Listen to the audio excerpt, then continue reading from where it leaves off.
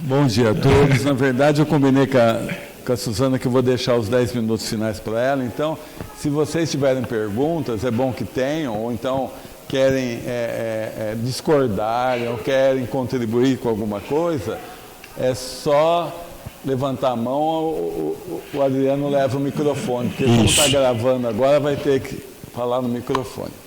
Hoje nós vamos falar um pouquinho sobre esse livro, Obreiros da Vida Eterna, é o 4º livro da série André Luiz, para a gente falar um pouquinho sobre uma coisa que quando as pessoas falam, elas fazem isso, ó, achando que batendo 3 vezes na madeira a morte não chega, mas chega. Na verdade, meu pai tinha uma frase que é muito atual sempre, obrigado querida, muito atual sempre. Para morrer basta estar vivo, né? E a gente aprende no Espiritismo que a morte não existe, mas que nós temos que nos preparar para ela, porque a gente nunca sabe quando ela vai chegar. Então, nós vamos conversar um pouquinho sobre a desencarnação de Dimas, que André Luiz colocou de uma forma bastante didática, que ele trouxe 3 espíritas, um senhor católico e uma senhora evangélica, para mostrar que quando nós chegarmos no plano espiritual, ninguém vai perguntar a nossa religião, isso não importa. Nós mesmos vamos se cobrar do bem que a gente podia ter feito e deixou de fazer. Então, nós vamos tratar um pouquinho disso daí, começando com Cavalcante. Cavalcante é um senhor católico, virtuoso, trabalhador na Igreja Católica, abnegado, valoroso nos serviços do bem ao próximo. Então, veio de nossa colônia. Outra coisa que é importante, tem umas pessoas que acham que nosso lar só tem espíritas, logicamente que não, né? Nosso lar tem de todas as religiões. E ele era participante do nosso lar e nasceu com um objetivo de trabalhar na Igreja Católica. Podia ter nascido para trabalhar na Igreja Budista, na Igreja Protestante. Então, é muito importante a gente se conscientizar disso.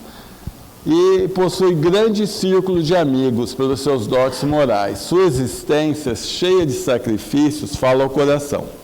Eu vou dar só um toque nessas pessoas para vocês depois lerem os livros. Uma coisa que foi importante nele é o seguinte, quando ele estava numa enfermaria, né? Quando nós estamos perto do momento do desencarne, mesmo aquele que não tem uma mediunidade ostensiva, com o desprendimento do corpo espiritual, ele passa a ter. Não sei se vocês já não viram parente de vocês, eu tinha meu sogro, por exemplo, ele falou para a mulher que trabalhava lá na casa dele, pode fazer mais comida, está cheio de gente aí, né? Ele começou a ver as pessoas. É muito comum isso. Então, ele estava numa enfermaria e ele começou a ver algumas camas com espíritos obsessores perto. E ele se assustou. E como ele se assustou, o médico falou, nós vamos ter que ajudá-lo, que ele começou a gritar, e o médico acabou dando um analgésico forte para que ele morresse, né? Ele não teve participação nenhuma nisso, mas quando eles perceberam a intenção do médico, eles tentaram correr lá para que não acontecesse isso. Porque o que aconteceu? Ele, depois do desencarne, ficou 3 dias, se eu não me engano, acho que foi isso, paralisadinho do lado de lá. Os outros já estavam bem, e ele ficou como se o corpo tivesse embalsamado ali. Então, são coisas que a gente vai aprendendo, né? Que a eutanásia, de qualquer forma, tem que ser evitada, porque causa mal para o espírito. Nesse caso, ele não teve participação nenhuma, ele não tinha responsabilidade, não foi ele, mas tem pessoas que buscam eles próprios. É uma condição que a gente tem que evitar a qualquer custo. Adelaide é uma senhora espírita. Olha quem que recebe eles lá, Bezerra de Menezes, para ver o tamanho do nível de espiritualidade da Adelaide. Era muito evoluída. Então Bezerra recebeu-nos afavelmente, já esperávamos a comissão, ele falou. Felizmente, nossa querida Adelaide não dará trabalho. O ministério mediúnico, o serviço incessante em benefício dos enfermos, o amparo fraternal aos internos dessa casa de paz, aliado aos profundos desgostos que constitui abençoado ônus das missões do bem, preparam-lhe a alma para essa hora. Então, Adelaide, ela tomava conta de um abrigo de criança. E ela era tão evoluída que ela pediu para ela mesma fazer o desprendimento do corpo espiritual, que geralmente 99% das pessoas depende dos médicos, enfermeiros que estão ali. Ela mesma pediu para fazer. Mas teve uma coisa importante no desencarne dela, porque é o seguinte, como ela tomou muito tempo conta lá dessa entidade, os demais diretores e trabalhadores da entidade não queriam que ela desencarnasse de jeito nenhum. Porque falaram, se ela desencarnar, como que nós vamos ficar? E ela precisava desencarnar, já tinha feito um trabalho belíssimo durante a vida, já estava na hora dela voltar ao plano espiritual. Então, a equipe espiritual tem que fazer o seguinte, à noite, quando eles dormiram, eles reuniram todo esse pessoal lá no plano espiritual, falaram, ó, vocês estão fazendo idolatria. Então, está na hora, ela deu exemplo para vocês, vocês têm que pegar a parte de vocês no trabalho e continuar. Então, a gente tem que ter sempre esse cuidado, não é? A pessoa já está trabalhando muito tempo em qualquer obra, eu tenho que fazer minha parte também, não posso só ficar, né? Deixa, enquanto ela está lá, ninguém... Não, vamos trabalhar com isso. Albina era uma senhora filiada às organizações superiores da nossa colônia espiritual, ou seja, além dela ser do nosso lar, o nosso lar tem diversos ministérios. E tem os ministérios que são mais chegados à Terra, né? E tem os ministérios mais chegados ao plano superior. Ela era desses ministérios mais chegados ao plano superior, para ver o nível de evolução que ela tinha. E ela está constando lá que ela tinha inúmeros admiradores em nossa esfera de ação, pelo muito que ela vem fazendo na esfera do Evangelho.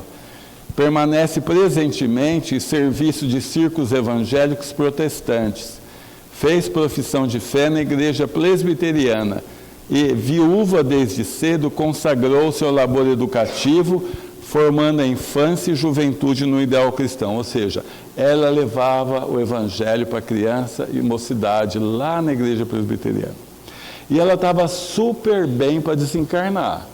A equipe chegou lá para desencarnar, para ajudar o processo de desencarne. Aí o espírito mentor delas, protetor dela, falou, ó, tem uma rogativa sendo analisada. Por que a rogativa?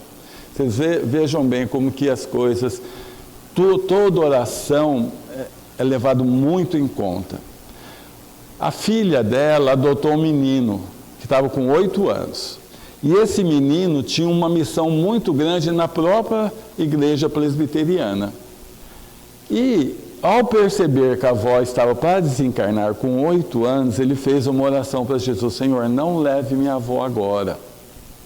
Porque a mãe dele, adotiva, estava grávida de uma menina. E a menina ia colaborar muito com ele na obra dele dentro da igreja presbiteriana. E ele falou assim para Deus, para Jesus, se o Senhor levar agora, a chance de minha mãe ter um aborto espontâneo é grande. Olha o nível desse menino com 8 anos, esse pensamento. E eles analisaram e viram que ele estava certo. Então a mesma equipe que chegou lá para providenciar o desencarne dele, começou a mexer no coração para ela aguentar mais alguns meses, até que a filha dela desse à luz.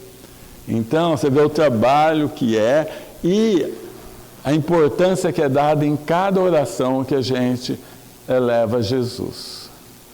Fábio é um espírita, igual o Dimas, que nós vamos detalhar melhor. Ele está ali, nosso amigo, em verso de libertação, sempre trabalhou com dedicação nas obras do bem. Não é médio com tarefa, quer dizer, não é médio ostensivo. É, porém, homem equilibrado, amante da meditação, da espiritualidade superior. Desde a juventude, tornou-se excelente ministrador de energias magnéticas. Vários mentores da nossa colônia têm em alta conta o seu concurso. Então, ó, vocês estão vendo que todos esses espíritos trazidos nesse livro são espíritos já no estágio bom, né? Já vida equilibrada, vão chegar todos bem no plano espiritual. Então consta aqui que ele instituiu desde os primeiros dias de matrimônio o culto doméstico da fé viva, quer dizer, ele fazia evangelho no lar, preparando a esposa, os filhinhos no esclarecimento dos problemas essenciais da vida eterna. Em virtude, na perseverança do bem, sua libertação ser-lhe-á agradável e natural. Fábio fez uma coisa que o Dimas, nós vamos ver detalhado, o Dimas não fez, ou seja, ele foi preparando a família para o desencarne. Isso é importantíssimo, você preparar. Então, quando os filhinhos estavam, ele estava com tuberculose, ele não podia nem beijar os filhos, ele falou, papai vai, mas não existe a morte. Papai sempre vai estar aqui. E para a mulher, ele falou assim, ó, mais ou menos assim, ó, eu fico tranquilo que você vai ficar bem. Aí eu pensei assim, deixou uma poupança boa, né, 2 casas de aluguel. Como você vai ter que continuar lavando roupa para fora, nem vai passar nenhum pensamento errado na sua mente. Mas ele falou o seguinte, olha o desprendimento. Eu vou chegar no plano espiritual e vou procurar uma pessoa para entrar na sua vida, para que ela ajude você nessa... Ela falou, mas de jeito nenhum, eu te amo, como você vai? Falei, olha, você está pensando só em você e os nossos filhos. Então, você vê uma pessoa que já é bem elevada. E o que aconteceu com ele? Quando ele chegou, nós vamos ver daqui a pouco, eles, antes de ir para o nosso lar, foram numa estação transitória. E a mulher dele foi levada lá, logo depois da morte. Chegou lá, ela conversou com ele, viu que ela estava bem, ele estava bem. E, ao sair da estação, a diretora deu uma flor espiritual, uma rosa espiritual para ela. Quando ela chegou no sono, ela acordou. Geralmente, você não lembra dessas viagens, porque o perispírito vibra numa velocidade muito maior que o nosso cérebro.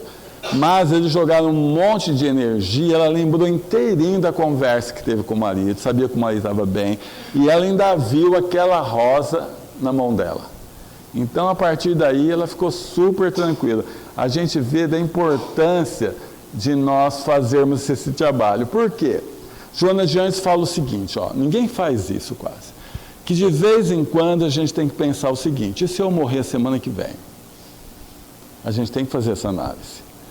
Porque muitas vezes nós temos que preparar, ó, será que eu estou odiando alguém? Será que eu estou com mágoa de alguém? Será que eu estou tendo culpa? Trabalhar isso.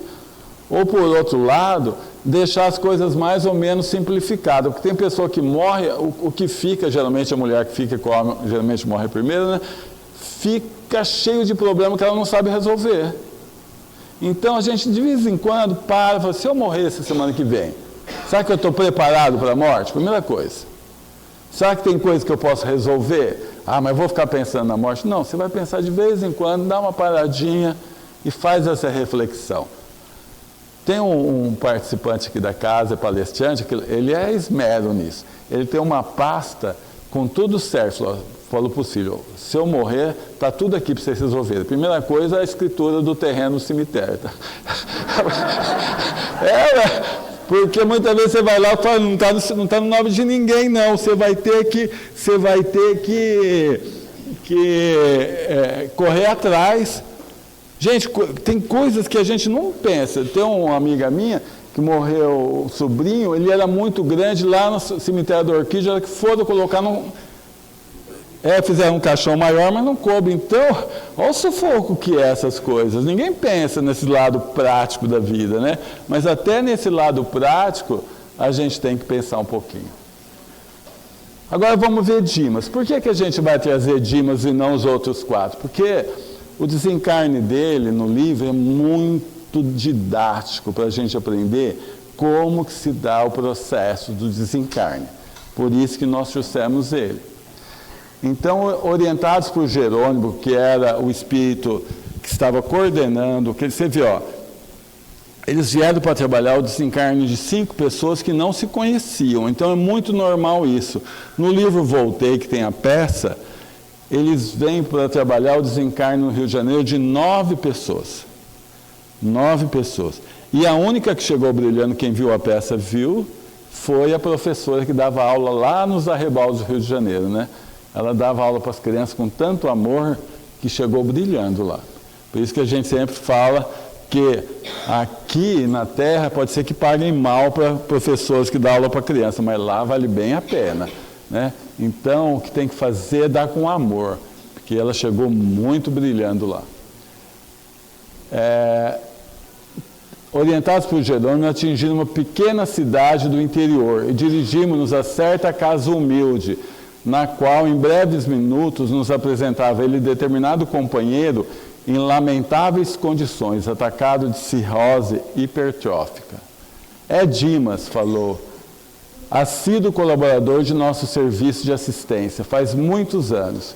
Veio de nossa colônia espiritual, todos eles vieram do nosso lar, há pouco mais de meio século, ele estava morrendo assim bastante novo ainda, desencarnando, consagrando essa tarefa obscura para melhor atender aos divinos desígnios. Desenvolveu faculdades mediúnicas apreciáveis, colocando-se a serviço dos necessitados e sofredores.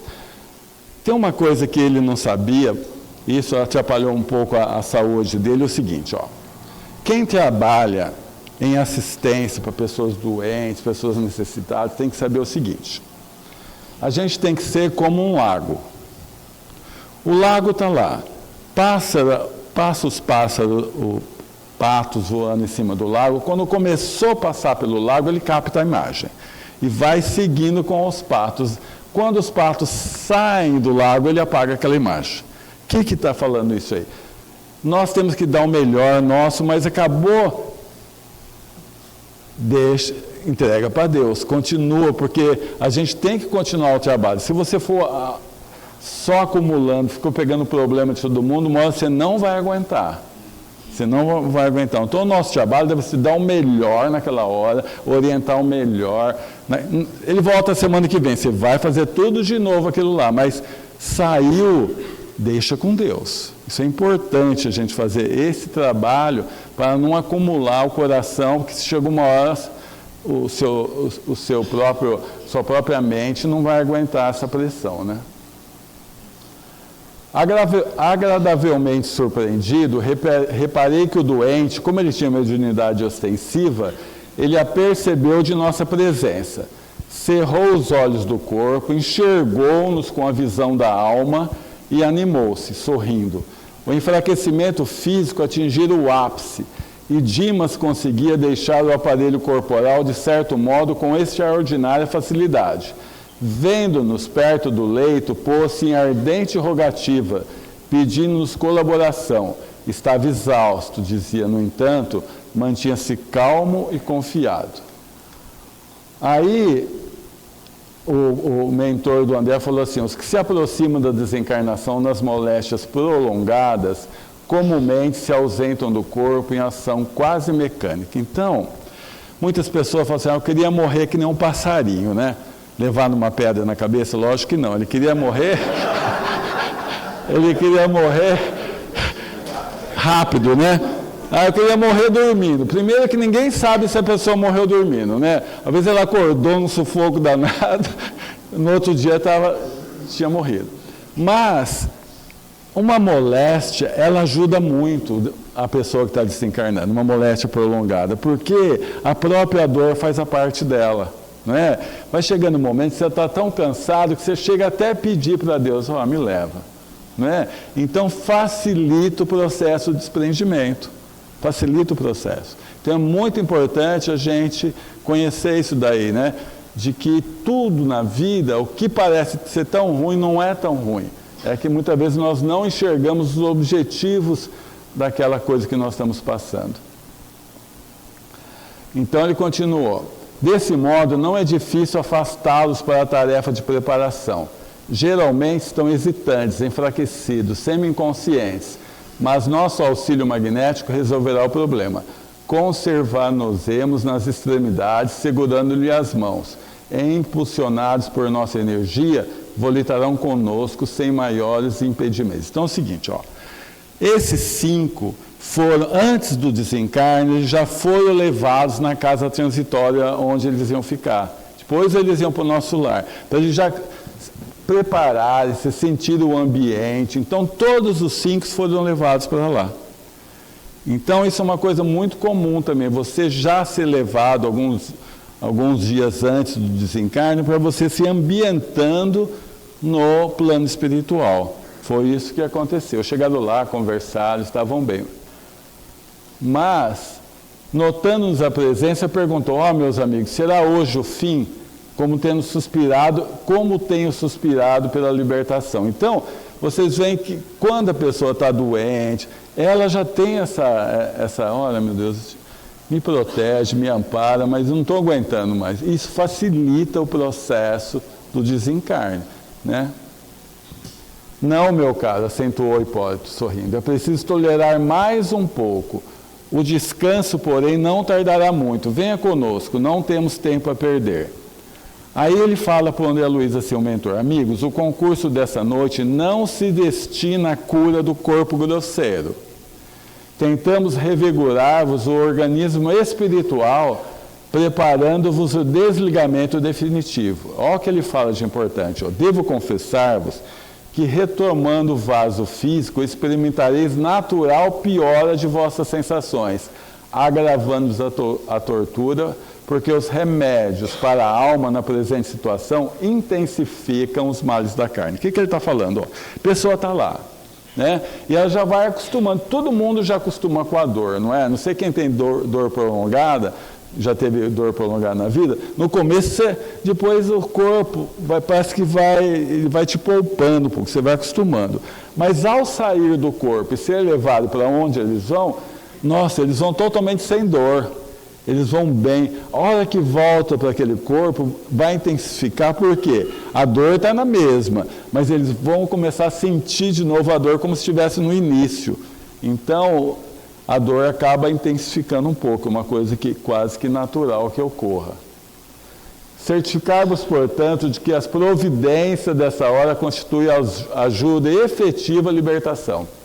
De retorno ao antigo ninho doméstico, encerrada essa primeira excursão de adestramento, encontrareis mais tristeza no terreno da crosta, mais angústia nas células físicas, mais inquietude no coração, porque a vossa mente, no processo das recordações instintivas, terá fixado maior ou menor intensidade o contentamento sublime desse instante. Por quê? Eles vão chegando para o hospital, vão estar bem, sem dor, vão estar tranquilo. Então, isso é feito para já preparar-vos para a entrada no mundo espiritual. Mas ao retornar, dá esse impacto.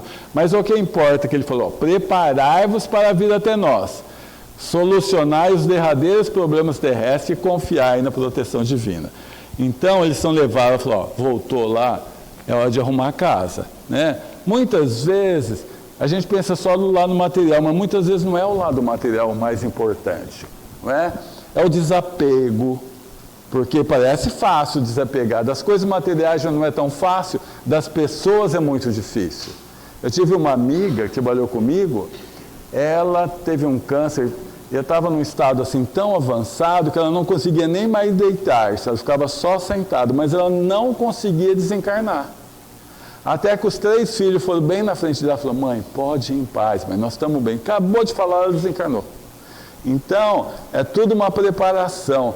Eu tenho um livro em casa que fala de um grupo de trabalho assim, multidisciplinar no Rio de Janeiro, onde as pessoas ajudam quem estão nesse processo final. Então elas perguntam: você tem alguma comida que você queria comer, que faz tempo que você não come? E a sua família, onde está? Né? Você preferia morrer em casa ao invés de morrer aqui no hospital? Então tem um senhor lá que está no livro, faz muito tempo que ele não via a família, que ele abandonou a família, os filhos nunca mais. Aí ele falou assim: ó, eu queria que meus filhos... Aí eles foram ligados para os filhos no interior do Rio, os filhos foram lá no hospital, quer dizer, proporciona uma...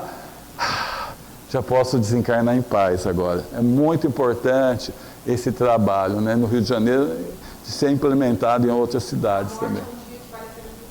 Isso. Ana Cláudia.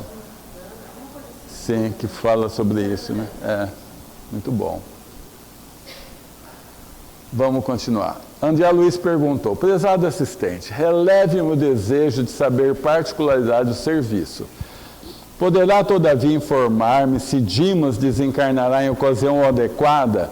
Viveu ele toda a cota de tempo suscetível de ser aproveitado por seu espírito na costa da Terra? É o seguinte, tem uma coisa certa na vida, certa. A única coisa certa na vida é o tempo que a gente deveria morrer. E até a forma, se vai ser natural ou acidental.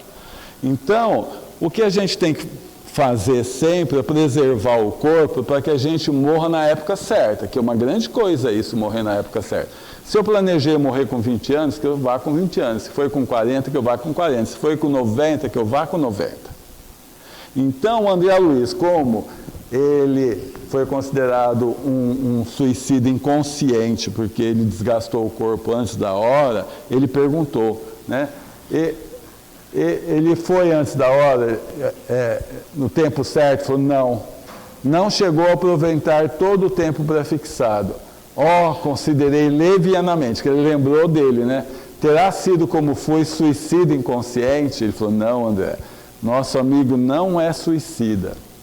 Segundo observações, há existências que perdem pela extensão, ganhando, porém, pela intensidade. Ou seja, ele trabalhou tanto no bem que ele acabou indo antes, mas trabalhando no bem, né? Se doando para que outras pessoas tivessem menos dores. Então, nesse caso, logicamente, não vai ser considerado suicídio inconsciente, porque é o que ele fala ali, há existências que perdem pela extensão, ganhando, porém, intensidade. Ele podia ter uma vida, não faço nada para ninguém, e pode ser que ele conseguisse ir até a época certa, mas trabalhando no bem fortemente, ele desgastou o corpo antes da hora, mas fazendo bem. Então, logicamente, não é considerado um espírita suicida inconsciente. A visão imperfeita dos homens encarnados reclama o exame acurado dos efeitos, mas a visão divina jamais despreza minuciosas investigações sobre as causas. Em breve chegávamos à residência do enfermo, cujo estado era gravíssimo. Então, antes, daqui para trás, eles estavam falando naquele momento que ele ia ser levado, ele já tinha voltado e eles já chegaram lá para providenciar o desencarne. Então, daqui para frente, nós vamos ver no momento do desencarne como agiu a equipe e os efeitos disso. A resistência orgânica terminou, estamos autorizados a aliviá-lo, o que faremos hoje, alijando-lhe o fardo pesado de matéria densa. A esposa do médium, ao pé dele, não obstante prolongadas vigílias e sacrifícios estafantes, mantinha-se firme ao seu lado, olhos vermelhos de chorar, emitindo forças de retenção amorosa que prendiam o moribundo em vasto emaranhado de fios cinzentos, dando-nos a impressão de peixe encarcerado em rede caprichosa. Então é o seguinte, a diferença dele para o Fábio, os dois espíritos, os dois trabalharam no bem, mas Fábio, ele foi preparando a família para o desencarne, já Dimas não. Então a mulher estava 3 dias ali, pedindo para Deus para que não levassem o marido dela. Então, mentalmente, ela construiu uma rede cinzenta, assim, que ficou sobre o corpo dele, mental. Lógico que ela não pensou em fazer isso.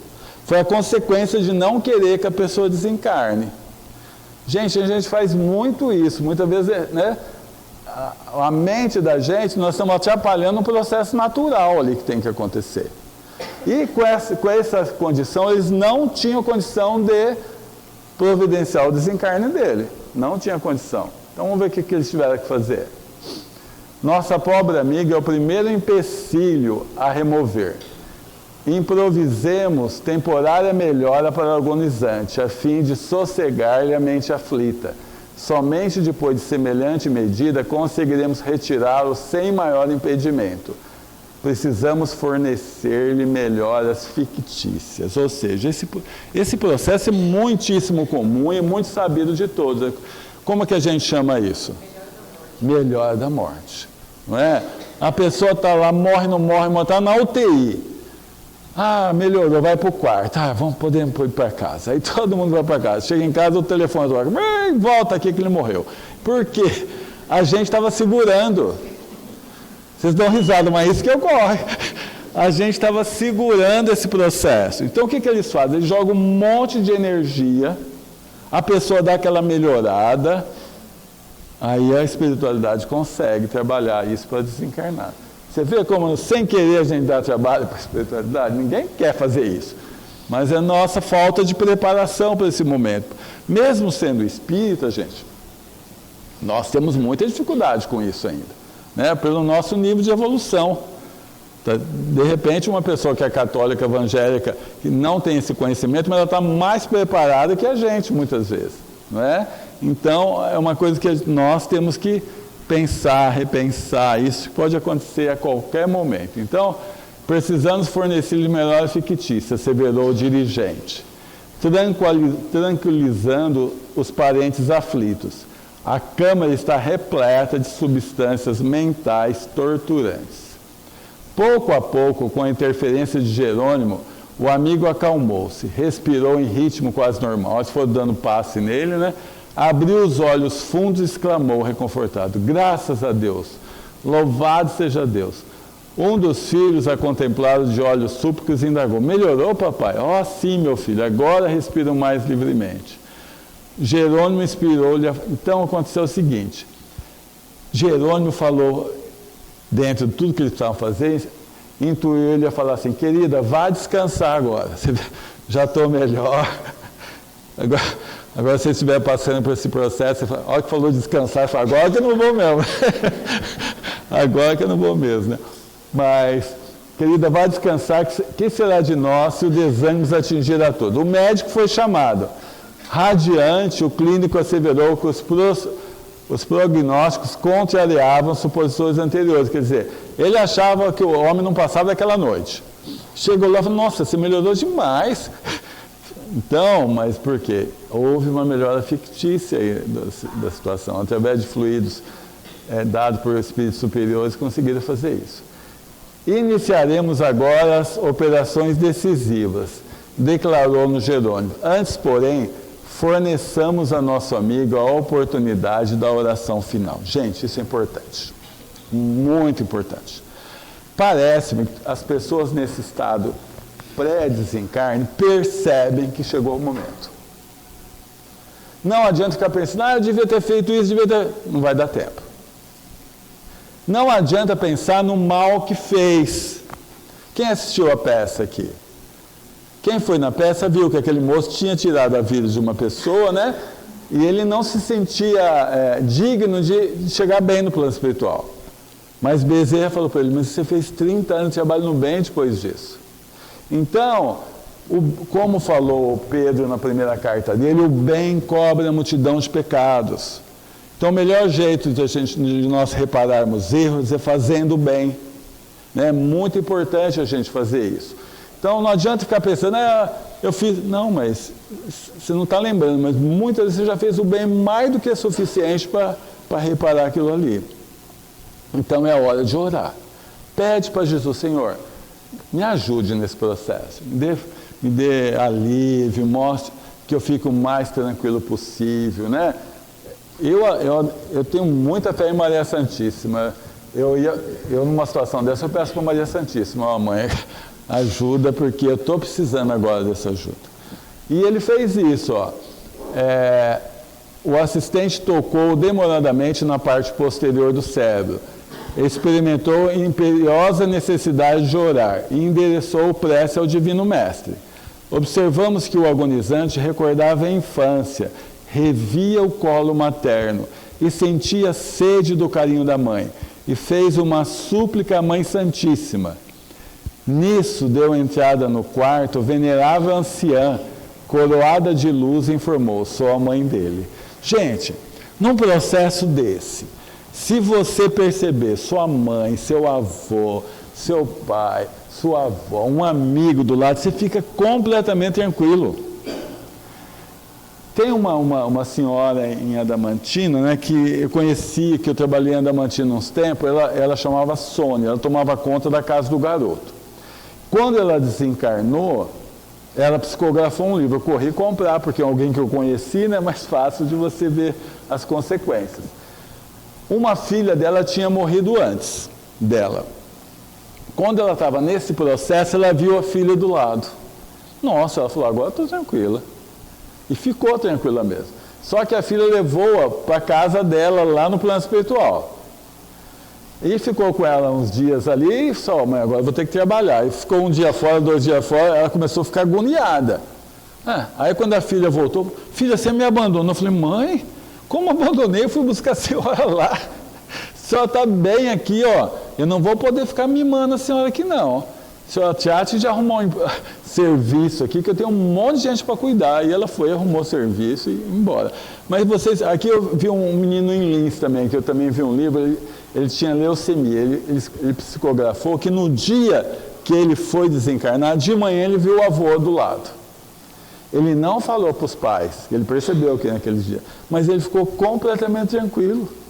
Então você faz uma oração com muita fé, você vai muitas vezes receber essa ajuda de ver um ente querido do lado, pronto.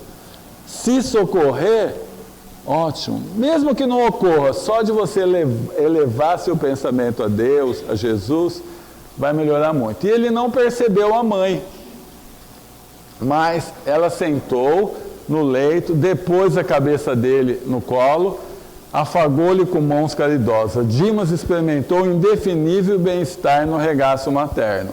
Então, isso é importante. Ele não percebeu a mãe, mas só de sentir a presença dela ali, ele serenou, ficou bem. Aí, o Jerônimo falou assim, não convém que Dimas fale agora aos parentes. Formularia, talvez, solicitação descabidas. Então, levaram ele a entrar no coma. Por que ele falou isso? Não convém ele ficar consciente. Alguém sabe? Porque nessa hora, eu lembro, vocês são bem mais jovens que eu, antigamente um filme chamava El Cid, isso aí há 50 anos atrás, e quando a pessoa foi morrer, ele falou para a filha, aquela pessoa me fez mal, eu queria que você matasse ele. E ela se apaixona por ele para ajudar o filme, né? Mas isso era muito comum antigamente. Mas muitas vezes, nesse momento, bate uma culpa, né? Aí a pessoa fala para a mulher dele, você é obrigado a falar, eu saí com aquela mulher. Além dela ficar triste, ela passa a ter ódio. Aí então falando, deixa ele em coma. Não vai falar mais não. Mas a gente tem que tomar cuidado, que muitas vezes nesse processo de coma ele está ouvindo. Quando você vai visitar alguém que está na UTI, toma cuidado, que não todos, mas muitas vezes ele está ouvindo. Então você chega, acho que ele não passa de hoje, pronto. Ele já vai ficar apavorado. Então, toma cuidado com o que se fala nisso daí, né? Com espanto, notei, aí começa o processo, eu vou até explicar em vez de ler. Começa o processo de desencarnação. Quando eles viram que a mulher se afastou, ele rompeu alguns vasos perto do coração, o corpo. A morte se dá não por extinção de fluido vital, a morte se dá quando os órgãos param de funcionar. Porque acaba sendo quase que uma consequência, porque o fluido vital ele se alimenta da produção dos órgãos, isso que vai alimentando. Se você parar, ele deixa de ter vida ali. Então, quando os órgãos pararam, começou a sair, aqui do lado do umbigo, em todas as coisas, uma substância embranquiçada, que é o corpo espiritual. Foi saindo, formou uma nuvem assim em cima dele. Formou uma nuvem em cima dele. Aí, deixa eu ver se está aqui. Mas antes que o familiar entrasse em cena, ele começou a fazer isso. De repente, aqui ele fala o seguinte, que é uma coisa importante. Reparei que todos os músculos trabalhavam fortemente contra a partida da alma. É uma coisa que a gente não agradece. Nós temos 4 trilhões de células que nos garantem a vida. Não é? Então, para essas células, cada um tem um princípio espiritual, essa célula. E nós somos um Deus para ela. Então, ela tenta que você não vá embora. Ela tenta segurar o perispírito ali.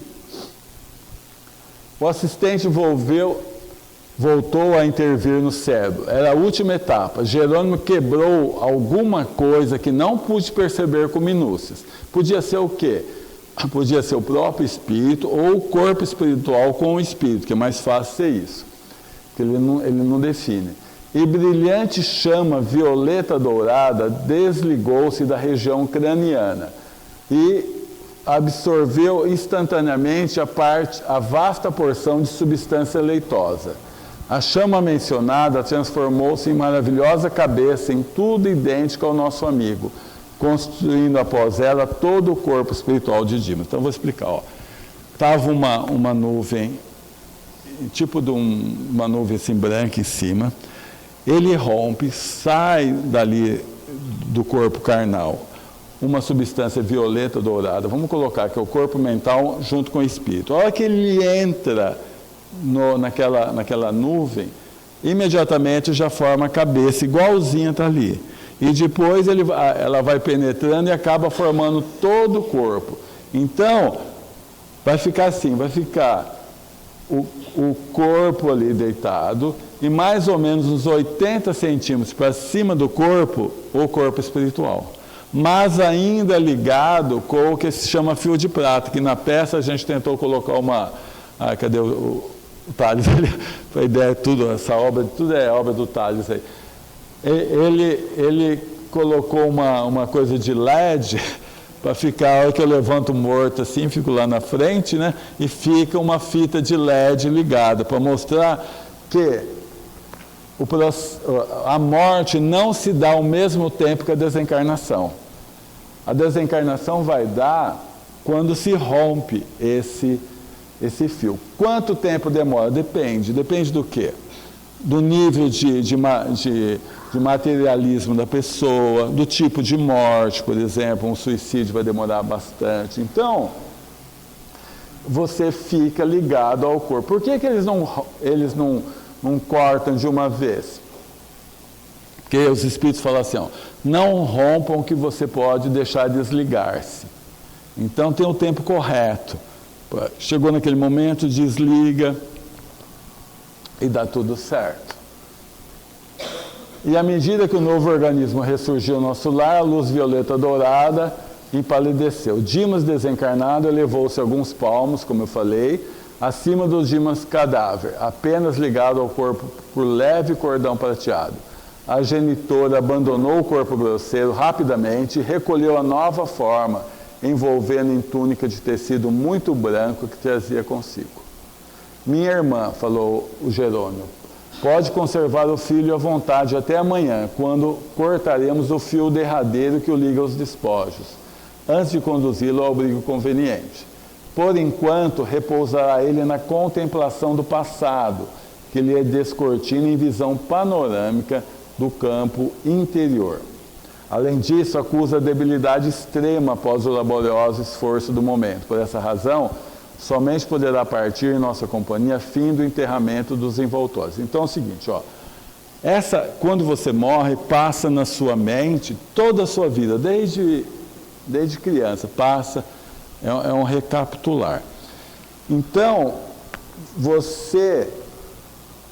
isso é importante, eu vou até entrar no velório, mas já vou para frente que não vai dar para fazer o velório todo. É a questão do velório. Com o Dimas, naquele tempo, não tinha velório igual tem hoje. Então era feito, acho que quem da minha idade pegou bastante isso ainda, que era feito nas próprias casas, não é? Então o velório é uma coisa assim, que era para ser uma coisa muito importante, mas a gente não faz direito.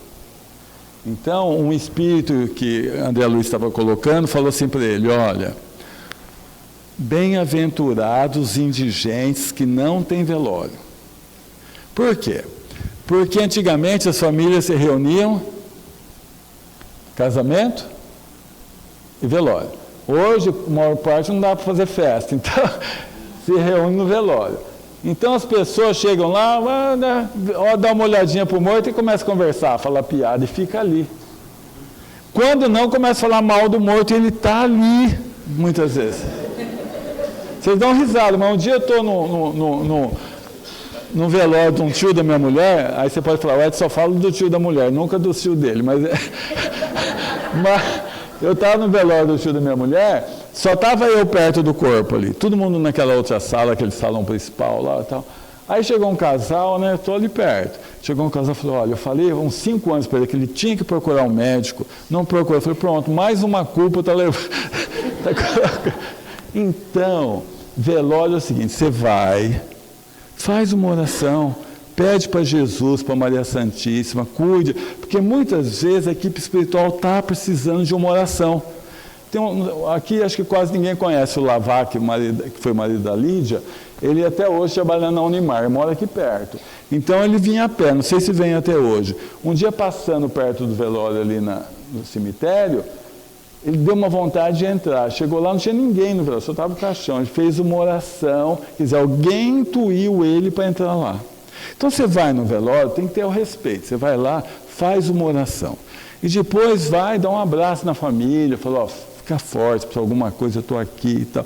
Esse é o papel, não é? De a gente fazer o nosso... Porque o que acontecia com ele? A mulher, ele não preparou a família. Então a mulher desesperada ia, corria, abraçava ele no caixão. Cada vez que ela fazia esse movimento, ele estava lá no colo da mãe, ele queria sair para ir perto do caixão. Ele ficava aflito. E pior, ele, quando era mais novo, ele viu uma pessoa tirar a vida de outro, mas nunca denunciou isso para ninguém. E uma pessoa no velório começou, ele é uma boa pessoa, ele não denunciou aquela pessoa lá. Aí o outro falou assim, mas como você ficou sabendo disso? O assassino confessou para o padre, um dia o padre falou para mim, que ele tinha... Mas ele nem viu a pessoa, mas só da pessoa entrar no velório, a vibração era muito pesada, ele já ficou super aflito lá. Foi aí que ele falou assim, bem-aventurados aqueles que não têm velório. Foi o que aconteceu na pandemia, não é? Na pandemia todo mundo ficou bravo que era só meia hora ali, mas na verdade aquela época foi a melhor época. Porque ninguém atrapalhou na hora do velório. Porque dificilmente uma pessoa faz uma coisa bem feita, vai com respeito, faz oração, né? Pede por ele, conforta a família, né? Fica quietinho depois ali. Então a gente tem que aprender, porque você não sabe se o espírito ainda está junto ao corpo ali, tá bom? Eu vou passar para a Suzana agora. Muito obrigado, viu?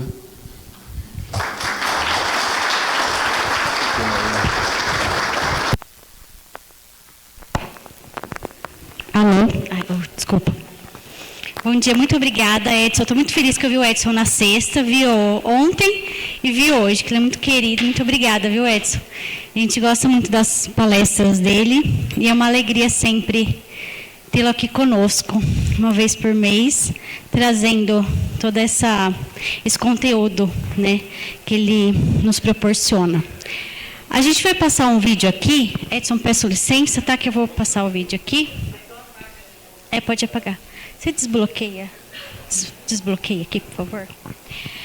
Nós vamos passar um vídeo para vocês bem rapidinho, de uma atividade que nós tivemos ontem, que foi muito, muito especial. E alguns pais aqui podem confirmar que realmente foi muito especial, né? Que foi a visita ao asilo Casa do Caminho. Foi pensado pela turminha do Jardim 2, das evangelizadoras Carla, Sabrina e Cássia. E o Jardim 1 auxiliou fazendo as lembrancinhas, né, fazendo os cartõezinhos. E foi uma tarde muito deliciosa. Nós conversamos muito com os vovôs, as vovós. As famílias foram juntos, né? Então, né, Danúbia, você pode falar, né, que foi uma tarde muito deliciosa. As crianças junto, brincando, nós levamos jogos, alguns jogaram truco, né? Jogaram truco. Foi muito legal. E também tivemos música, né? O Eric e o Júnior também cantaram lá, foi uma festa. Então a gente queria passar um pouquinho para vocês algumas fotos, tudo bem?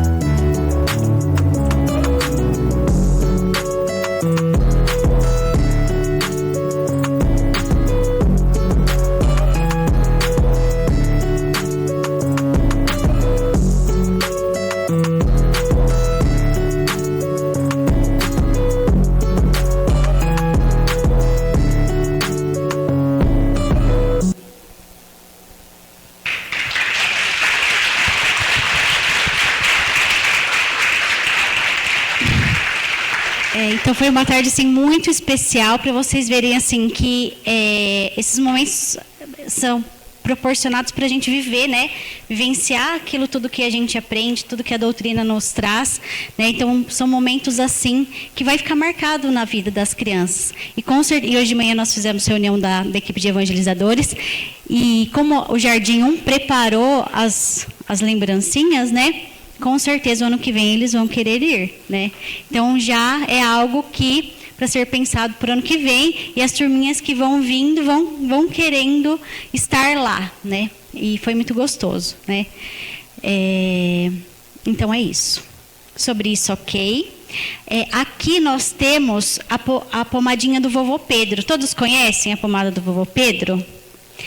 A pomada do vovô Pedro é feito lá em Prudente por uma equipe muito especial, né? E quando eu era criança, a gente usava muito a pomada do vovô Pedro. Então, machucadinho, né?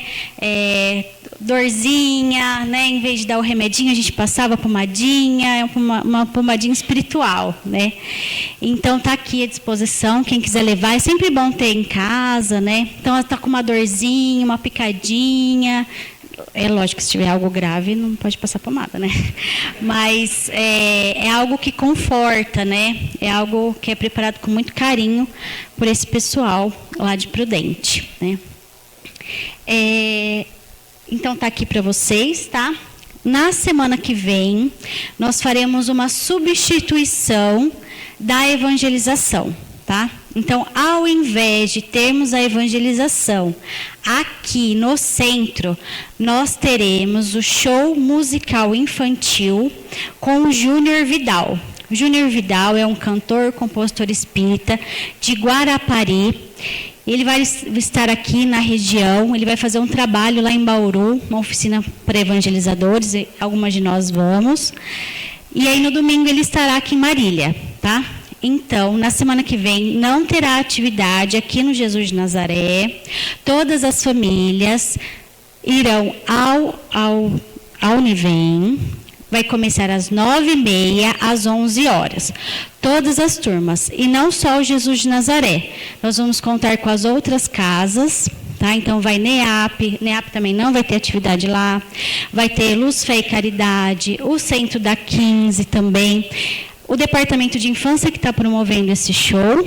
Então, nós estamos indo nas casas, né, falando desse show, para que, às vezes, a gente tem um sobrinho, né, o pessoal tem neto, né, que não vai na evangelização, mas que pode ir no show, né, é aberto, não precisa de inscrição, né. Então, vai ser das 9h30 às 11h na Univem, no domingo que vem, tá? Essa semana a gente vai reforçar bastante, para ninguém esquecer, tá? Isso vai ser o show musical infantil para as crianças e, ao mesmo tempo, terá atividade para os jovens. Então, também, quem é pai de jovem, que é da turminha Florescer 1, que é da Ana Carla e da Mari, e a Florescer para a Mocidade, também deverão ir. Vai estar todas as mocidades lá, tá? Vai ser feita uma atividade, uma integração. Acho que vai ser muito gostoso os jovens estarem lá, eles se verem, eles se conhecerem. É um momento importante. Então, domingo que vem não teremos atividade aqui. Será na Univem, das 9h30 às 11h, tá? Ele vai vender alguns livros também, CDs, né? A renda vai ser para eles fazerem um projeto, né, de um estúdio. Ele é muito ligado com o pessoal de Belo Horizonte, do SER, né, do projeto SER. Então, nós contamos com todos vocês, é uma substituição da evangelização, tá bom?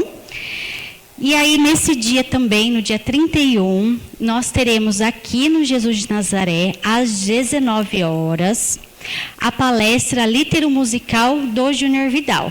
Ele faz as composições infantis, mas ele tem também várias músicas. Ele é jovem, mas ele tem muita música.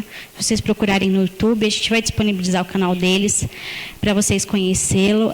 Assim, eu sou suspeita, porque eu sou fã. Então, assim, ele traz, a palestra vai ser As Famílias do Evangelho. Então, ele traz sobre Marta e Maria, sobre José, sobre Maria, sobre Jesus, né, sobre Joana de Cusa. Então, ele traz esses personagens, né, que caminharam junto com Jesus. Então, vai ser às 19 horas aqui no Jesus de Nazaré. Tá bom? Nós contamos com todos vocês também. Tá bom? E se tiver alguma dúvida, podem nos procurar na semana. E nós nos vemos domingo que vem lá na Univem. Não esqueçam, tá bom? Muito obrigada. Um ótimo domingo para todos. Agora nós vamos nos acalmar, vamos fazer a prece. Depois, para o passe. Nós teremos o passe individual hoje também. E depois a água lá na quadra. Então vamos a serenar os nossos corações, pedindo a espiritualidade,